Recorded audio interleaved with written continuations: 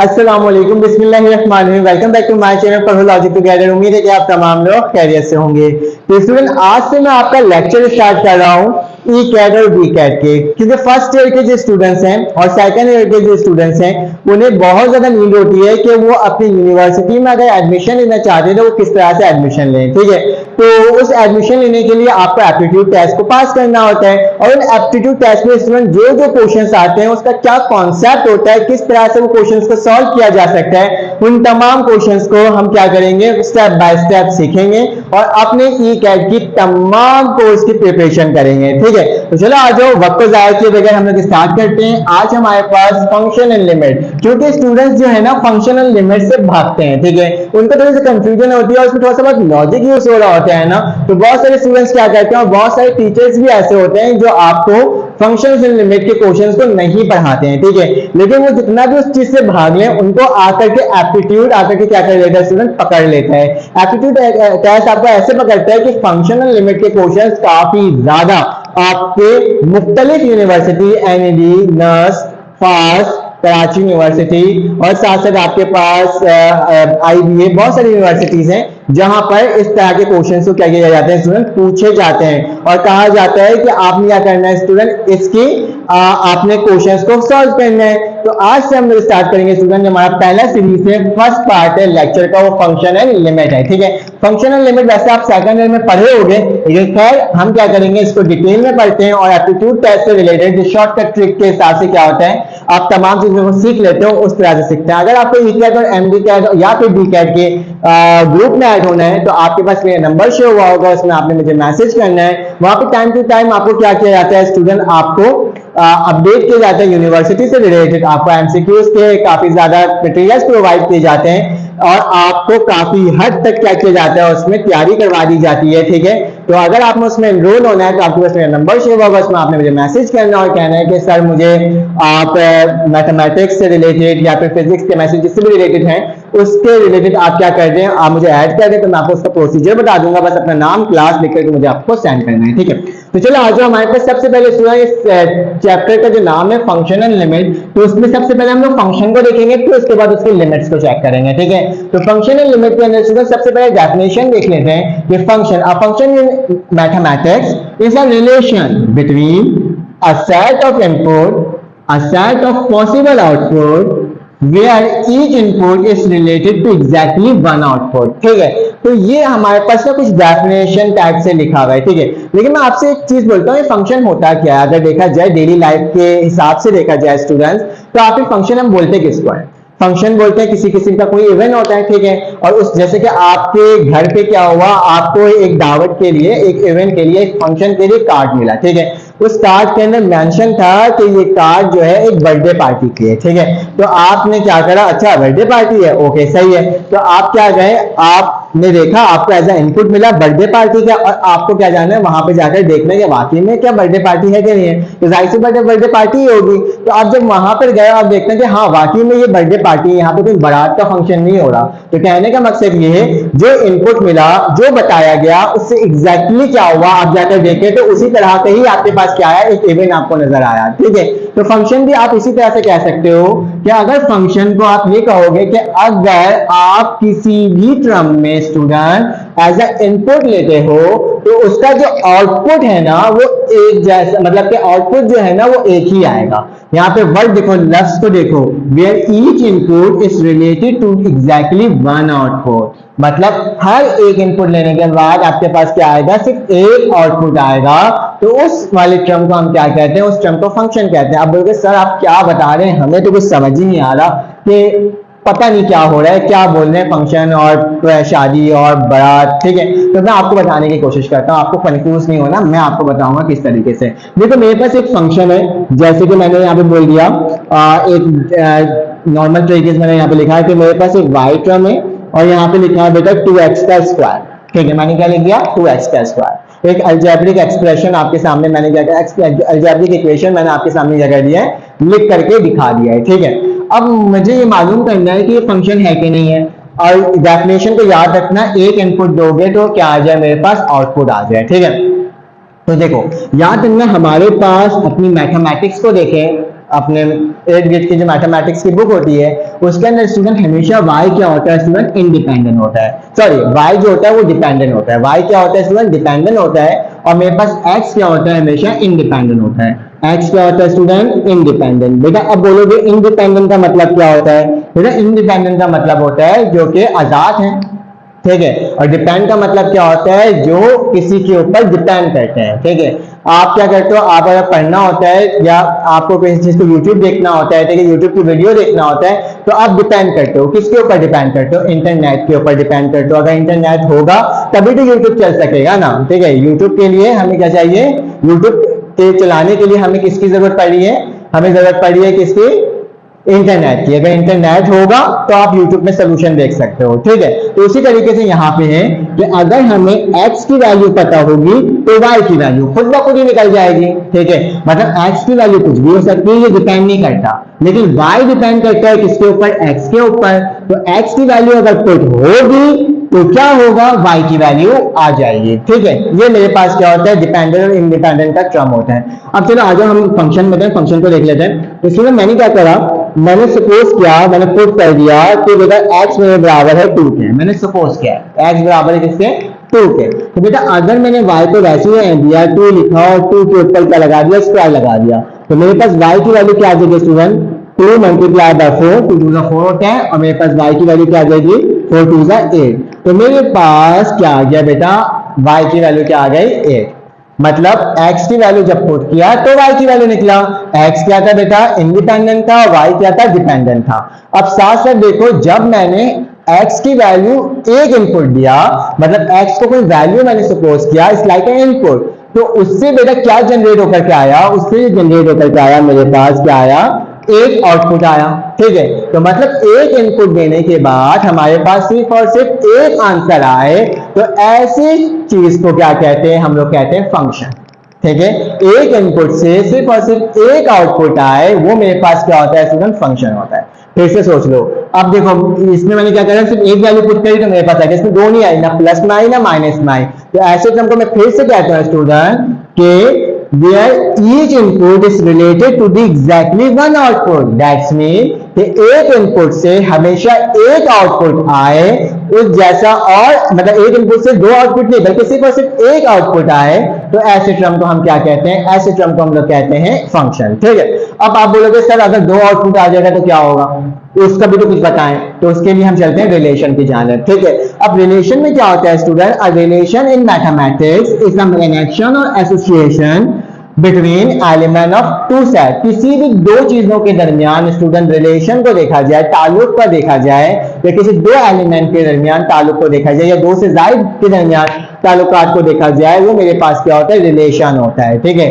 अब रिलेशन को आप डिफाइन कैसे कर सकते हो, अगर आपके पास इक्वेशन आ जाए या फिर आपके पास एमसीक्यूज आ जाए, दो तीन फंक्शन लिखकर दिखा दे और बोला जाए कि इसमें से आपने बताना है कि ये फंक्शन है या फिर रिलेशन है, तो आप कैसे बताओगे, वो मैं बताता हूँ। रिलेशन के लिए स्टूडेंट हमारे पास क्या होगा, मैं लिख देता हूँ y का स्क्वायर बराबर है स्टूडेंट किसके, चलो एक क्वेश्चन लिख देता हूँ 2x का स्क्वायर, ठीक है। मैंने क्या कर दिया, पहले मैंने क्या लिखा था, y का स्क्वायर बराबर है 2x का स्क्वायर लिखे, चलो स्क्वायर लगाओ ही मत, सीधे लिख देता हूँ y का स्क्वायर बराबर है 2x के, ठीक है।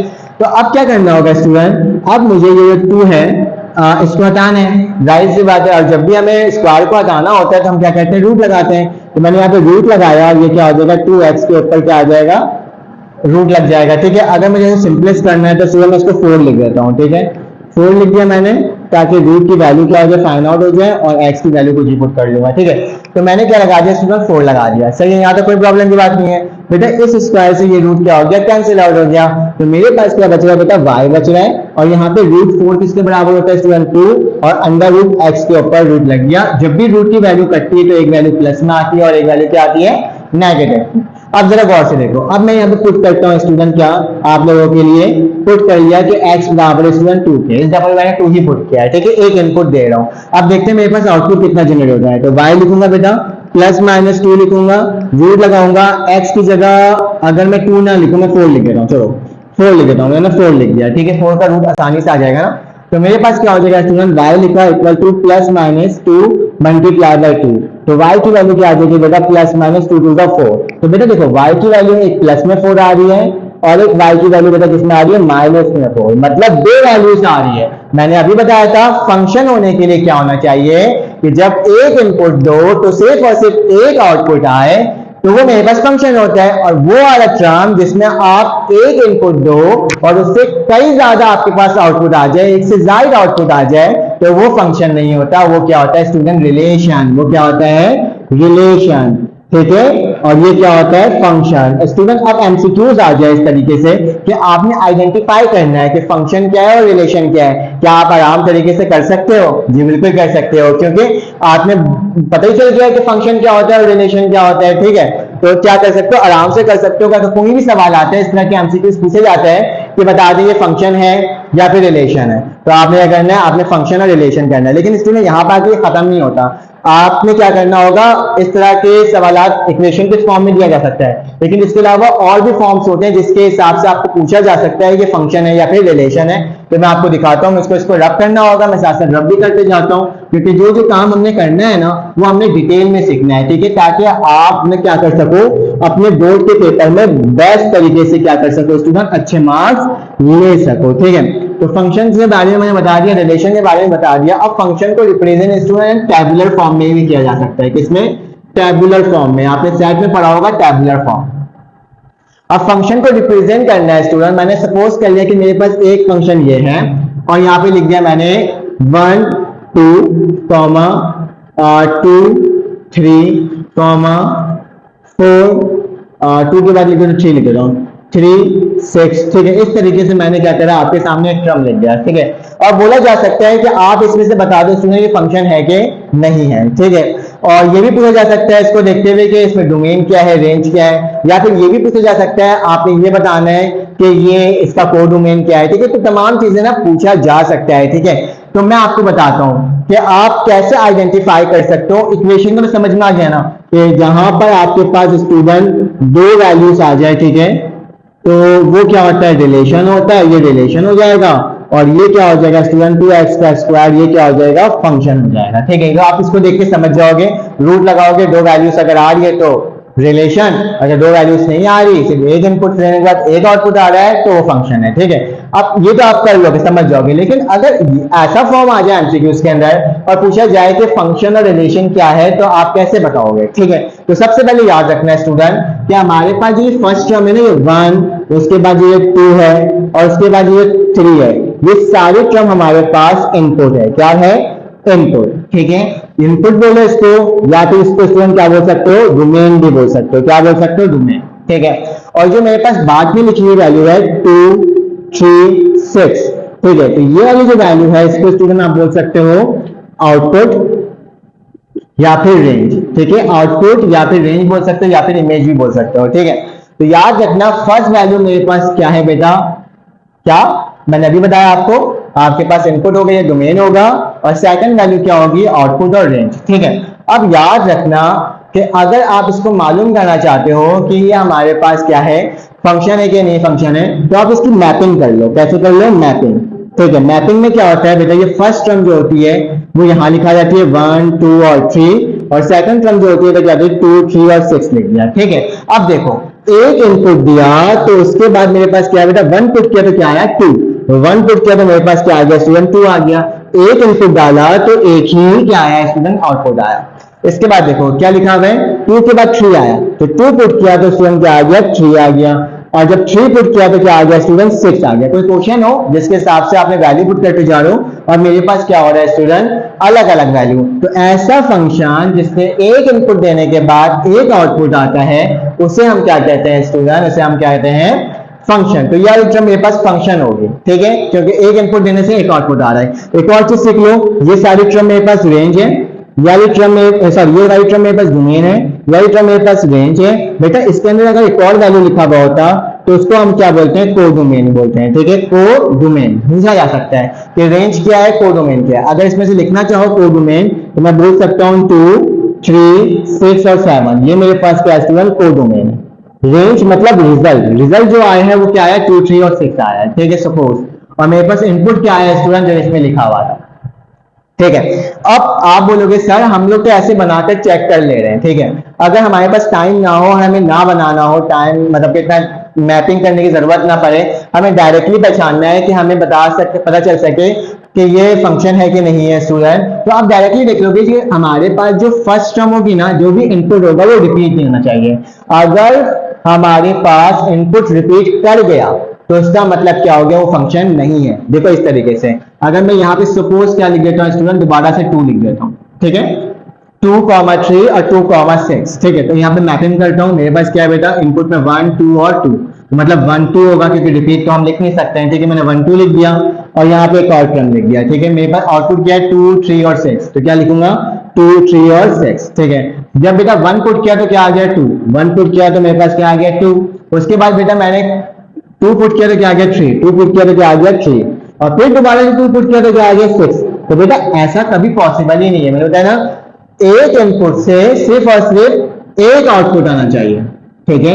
एक इनपुट से एक आउटपुट, लेकिन एक इनपुट से बेटा 2 आउटपुट कभी नहीं निकल सकता, एक इनपुट से कभी भी 2 आउटपुट नहीं निकल सकता, तो ये फंक्शन नहीं होगा, ठीक है। ये फंक्शन नहीं होगा, बल्कि क्या होगा स्टूडेंट, रिलेशन होगा। स्टूडेंट अगर मेरी वीडियो आपको समझ में आई ना, प्लीज चैनल पे लाइक और सब्सक्राइब करना, क्योंकि आपकी सब्सक्रिप्शन और लाइक की काफी ज्यादा मुझे क्या है स्टूडेंट जरूरत है, ठीक है। तो याद रखना कि कभी भी एक इनपुट से 2 आउटपुट नहीं कर सकते। आप देखोगे सबसे पहले इनपुट रिपीट तो नहीं कर रहा, अगर इनपुट रिपीट कर रहा है तो ये फंक्शन नहीं है। और यही चीज अगर मैं यहाँ पे लिख दूँ स्टूडेंट 4 लिख दूँ, तो देखोगे इनपुट रिपीट नहीं कर रहा, तो ये मेरे पास क्या है स्टूडेंट, फंक्शन है। सही है, यहाँ तक कोई मसले की बात तो नहीं है। अब कुछ और चीजें भी बता देता हूँ स्टूडेंट। फंक्शन होने के लिए अगर आप मैपिंग देख रहे हो, ठीक है, तो मैं यहाँ पे लिख देता हूँ 1 2 3 4, यहाँ लिख दिया 6 5 7 और 8, ठीक है। फंक्शन होने के लिए स्टूडेंट याद रखना, अगर मैपिंग देखते हो, ठीक है, मैपिंग से बताना पड़ता है कि फंक्शन है कि नहीं है। तो इसमें याद रखना, एक इनपुट से एक आउटपुट, एक इनपुट से एक आउटपुट, एक इनपुट से एक आउटपुट, एक इनपुट से एक आउटपुट, ठीक है। मतलब हर इनपुट से क्या निकला है, एक आउटपुट निकला है। तो स्टूडेंट ये मेरे पास फंक्शन है, सही है। एक और एग्जांपल बताता हूँ आपको यहाँ पे बना करके स्टूडेंट, कि इस तरीके से, यहाँ पे लिख दिया 1 2 3 4 6 7, ठीक है, अपने हिसाब से लिख रहा हूँ, मतलब से, ठीक है।